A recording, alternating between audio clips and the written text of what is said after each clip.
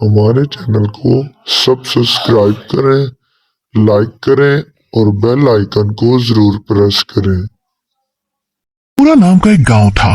उस गांव में कुआं ना होने की वजह से सभी गांव वाले नदी से ही पानी लाया करते थे। एक दिन गांव की एक औरत निर्मला नदी के किनारे बैठकर कपड़े धो रही थी। तभी उसे नदी से डरावनी आवाज सुनाई दी। कौन है यहाँ जो मुझे डरा रहा है? अरे कौन है यहाँ?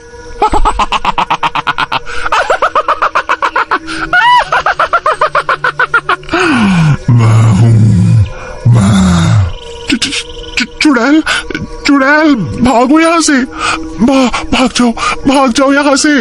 निर्मला अपने कपड़े छोड़कर गांव में भाग जाती है। अरे ओ गांव वालों, सुनो उस नदी पर मत जाना, उस नदी में एक चुड़ैल है। अरे क्या बोल रही हो बहन? चुड़ैल नदी में? सुबह ही तो हम सभी औरतें उस नदी से पानी भरकर लाई हैं, तब तो कोई चुड़ैल हमें दिखाई नहीं दी। कहीं तुम नींद में तो नहीं हो? अरे तुम लोगों को मेरी बातों पर यकीन नहीं है ना, तो खुद ही जाकर देख लो। हाँ भाइयों, चलो तो जरा नदी पर, हाँ देखें कैसी चुड़ैल है। सभी गांव वाले नदी पर जाते हैं, पर वहाँ कोई चुड़ैल नहीं दिखती। अरे यहाँ तो कोई चुड़ैल वुड़ैल नहीं है, निर्मला को कोई वहम हुआ होगा। चलो भाइयों, अपना काम करें। हाँ? गांव वालों को नदी पर कोई चुड़ैल नहीं दिखती। फिर सभी लोग वहाँ से चले जाते हैं। अगले दिन सुबह सुबह सभी नदी पर आते हैं। कोई पानी भरने आता है, कोई कपड़े धो रहा होता है, तो कोई उसमें नहा रहा होता है। चुड़ैल नदी के अंदर थी, तो वो ये सब देख रही थी। ये सभी गांव वाले फिर नदी पर आ गए। ये ऐसे नहीं मानेंगे, इनका कुछ न कुछ तो करना पड़ेगा। तभी नदी पर गांव का एक आदमी सुखिया नहाने के लिए आता है। जैसे ही सुखिया नदी में नहाने के लिए अंदर घुसता है, नदी में अंदर बैठी चुड़ैल उसका पैर पकड़ लेती है। अरे मेरा पैर किसने पकड़ा है? कौन है भाई नदी के अंदर? बचाओ। चुड़ैल सुखिया का पैर पकड़कर नदी के अंदर खींच लेती है और फिर सुखिया को नदी के बाहर फेंक देती है। सुखिया बेहोश हो जाता है। गांव के कुछ लोग सुखिया को वहां पड़ा देखते हैं। सुखियो, तुम्हें क्या हुआ? अरे ये तो बेहोश है, इसे इसके घर ले चलो। जब ये होश में आएगा तभी कुछ बताएगा ये बेहोश कैसे हुआ है।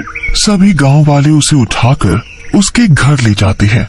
जब सुखिया होश में आता है तो उसके साथ क्या हुआ सब बताता है। भाइयों, मैं सच बोल रहा हूँ, नदी में कोई तो था जिसने मुझे नदी में खींच लिया था। अरे ये क्या हो रहा है? पहले निर्मला और अब ये सुखिया, तुम दोनों का दिमाग तो नहीं खराब हो गया? तुम लोग मेरी बात पर यकीन क्यों नहीं करते? मैं सच बोल रहा हूँ। अरे भाइयों, देख नहीं रहे कितनी भयंकर गर्मी पड़ रही है? गर्मी की वजह से सुखिया बेहोश हो गया होगा और कुछ नहीं।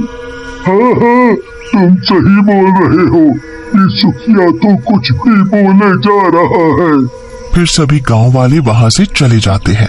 कोई भी सुखिया की बातों पर यकीन नहीं करता। फिर भी सभी लोग नदी पर जाते, वो भी वहीं कपड़े धोने लगती हैं। तभी उस चुड़ैल की भयानक आवाज आती है और सभी औरतें वहां से भाग जाती हैं। ये लोग नहीं मानेंगे, इनका कुछ तो करना होगा। नदी पर जो कचरा पड़ा होता है, वो कचरा उठाकर आधी रात को चुड़ैल गांव वालों के घर पर फेंक आती है। अरे सत्यानाश हो उसका, जिसने मेरे घर पर ये कूड़ा फेंका। अरे कोई है? मेरे घर पे कूड़ा किसने फेंक दिया? देखो जी, किसी ने हमारे घर पर इतना सारा कचरा फेंक दिया है, भला बताओ। ये सब देखकर पारो और मुरली गांव वालों से लड़ने लगते हैं। वो चुड़ैल फिर से आधी रात को नदी से निकलकर गांव में आती है और अब की नदी से ढेर सारी कीचड़ उठाकर शंकर के घर पर फेंक कर चली जाती है। सुबह होते ही रानी, ये अजीब सी बदबू कहाँ से आ रही है? हाँ जी, बदबू तो मुझे भी आ रही है। ये बदबू शायद बाहर से आ रही हो। दोनों बाहर जाकर देखते हैं तो उनके घर पर ढेर सारी कीचड़ पड़ी होती है। ये कीचड़ किसने डाला मेरे घर पर? इसकी इतनी हिम्मत? ओए, क्या हुआ शंकर भाई, क्यों शोर मचा रहे हो? अरे भाई, जरा यहाँ देखो, किसी ने मेरे घर पर ये कीचड़ डाल दिया है। पता नहीं कौन है वो। अगर पता चल गया ना, छोड़ूंगा नहीं उसे। हाँ। शांत रहो शंकर भाई, किसी ने तुम्हारे साथ मजाक किया होगा। कोई बात नहीं, अभी तो मैं चुप हूँ, और अगली बार ऐसा कुछ हुआ ना तो उसे छोड़ूंगा नहीं। हाँ। सभी गांव वाले वहां से चले जाते हैं। जब रात को सभी गांव वाले सो जाते हैं तो नदी वाली चुड़ैल फिर से गांव में आती है। जब वो चुड़ैल कूड़ा उठाकर लोगों के घरों पर फेंक रही होती है, तभी गांव का एक आदमी किशन लाल अपने घर की खिड़की से उस चुड़ैल को कूड़ा फेंकते हुए देख लेता है। हमारे गांव में चुड़ैल, पर ये चुड़ैल यहाँ क्या कर रही है? अच्छा, अब पता चला, ये चुड़ैल ही थी जो सभी के घरों पर कूड़ा कचरा डाल जाती है। सुबह होती ही ये बात गांव वालों को बतानी पड़ेगी। भूरा के घर पर चुड़ैल कूड़ा डाल कर गई तो वो भूरा सभी गांव वालों से लड़ रहा होता है। हद हो गई अब तो, ये रोज रोज कौन कूड़ा कचरा डाल जाता है? कभी किसी के घर तो कभी किसी के। आज उसने मेरे घर पर कूड़ा डाला, ये इतनी हिम्मत, एक बार हाथ लग जाए छोड़ूंगा नहीं उसे। हाँ। किशन लाल ने रात में चुड़ैल को देखा था, तभी वो वहाँ आ जाता है। रुको रुको रुको, तुम सभी लोग लड़ना बंद करो। तुम सभी के घरों पर कूड़ा अपने गांव में किसी ने भी नहीं डाला। ये क्या बोल रहे हो तुम? मेरे घर पर किसी ने भी कूड़ा नहीं फेंका तो किसने फेंका? जल्दी बताओ, जल्दी। हाँ, बताता हूँ। पहले तुम सब सरपंच जी के घर चलो, वही बताऊंगा सब। फिर सभी मिलकर सरपंच जी के घर जाते हैं। क्या बात है, तुम सभी लोग एक साथ यहाँ? सरपंच जी, बात ही कुछ ऐसी है कि सभी को यहाँ आना पड़ा। हाँ, बोलो ना। सरपंच जी, हमारे गांव में चुड़ैल है जो उस नदी के अंदर से आई थी। देखा, मैंने सच बोला था ना, उस नदी में चुड़ैल ही थी जिसे मैंने देखा था। इसका मतलब जब मैं नदी में नहाने गया था तो उसी चुड़ैल ने मेरे पैर पकड़े होंगे और मैं बेहोश हो गया था। हाँ, तुम सभी सही हो। उस नदी में एक चुड़ैल रहती है, मैंने खुद उसे देखा है गांव में। गांव में हमें तो कभी कोई चुड़ैल दिखाई नहीं दी। किशन लाल सभी गांव वालों को बताता है। आधी रात को जब मैं पानी पीने के लिए उठा तो मेरी नजर खिड़की के बाहर गई तो देखा एक चुड़ैल सभी के घरों पर कूड़ा फैला रही थी। और तो और गांव में भी चारों तरफ कूड़ा ही कूड़ा फैला दिया। जब वो कूड़ा फैला कर जाने लगी तो मैंने उसका पीछा किया और वो चुड़ैल नदी के अंदर चली गई। पर मेरी समझ में ये नहीं आ रहा कि वो चुड़ैल ऐसा क्यों कर रही है। अब नदी पर जाना खतरे से खाली नहीं है। सरपंच जी, अगर हम लोग नदी पर नहीं जाएंगे तो पिएंगे क्या? और बाकी घर का सारा काम भी तो पानी से होता है, खाना बनाना, नहाना, कपड़े सभी। हाँ सरपंच जी, शंकर सही बोल रहा है। हमारे घर की औरतें नदी पर कैसे जाएंगी? और तो और पूरे गांव में एक भी कुआं नहीं है। अगर कुआं होता तो इतनी परेशानी नहीं होती। ये तो बहुत बड़ी समस्या है।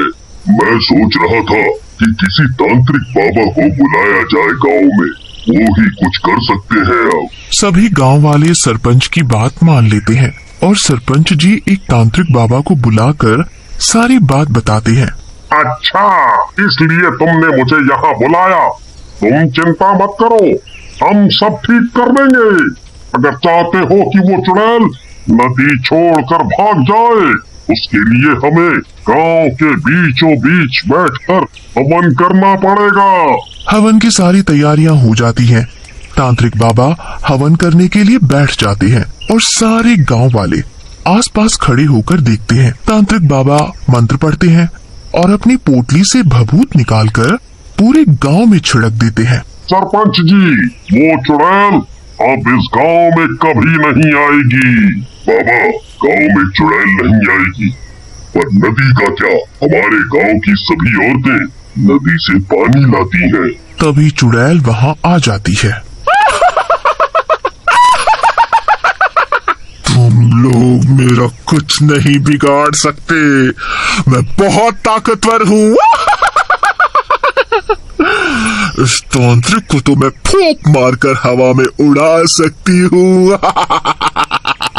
तुम क्यों गांव वालों को परेशान कर रही हो? वो लोग नदी पर जाते हैं पानी भरने, तो तुम उन्हें डरा कर भगा देती हो या फिर उनके घरों पर कूड़ा कचरा डाल देती हो। क्या कूड़ा कचरा मैं करती हूँ? जरा चलो तुम सब नदी पर मेरे साथ।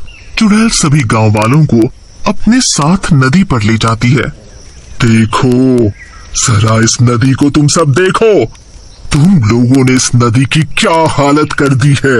मैं तो आराम से नदी के अंदर सो रही थी, पर तुम सभी गांव वालों ने इस नदी में इतना कचरा फैला दिया, जिसकी वजह से नदी का पानी दूषित हो गया और मुझे नदी के अंदर घुटन महसूस होने लगी, जिसकी वजह से मैं नदी के बाहर आ गई और तुम लोगों को यहाँ से भगा दिया। तुमने हमारी औरतों को पानी नहीं भरने दिया, हम लोग कहाँ जाएं अब पानी भरने?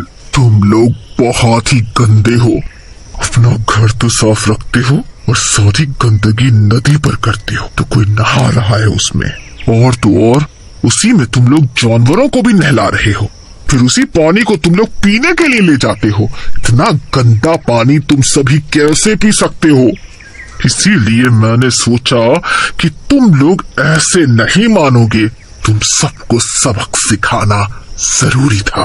तुम सही बोल रही हो, तुमने हमारी आंखें खोल दी।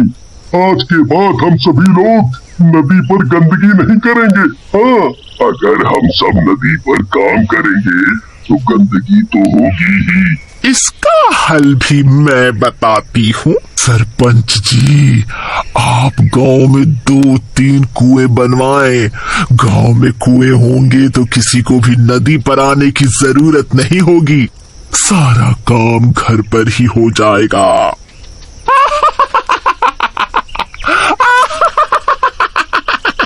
तुमने सही कहा, मैं कुएं जरूर बनवाऊंगा। तुम्हारा बहुत बहुत शुक्रिया। और चुड़ैल वहां से हमेशा हमेशा के लिए चली जाती है।